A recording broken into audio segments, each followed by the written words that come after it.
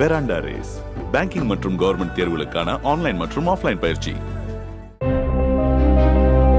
கனமழை எச்சரிக்கையால் நாகப்பட்டினம் மாவட்டத்தில் உள்ள நாகூர், பட்டினச்சேரி, செருதூர், விழுந்தமாவடி, வெள்ளப்பள்ளம் உள்ளிட்ட 27 கடலோர கிராமங்களில் இருந்து மீனவர்கள் தொழிலுக்கு செல்லாத நிலையில் படகுகளை மீன்பிடி துறைமுகங்களில் பாதுகாப்பாக நிறுத்தியுள்ளனர்.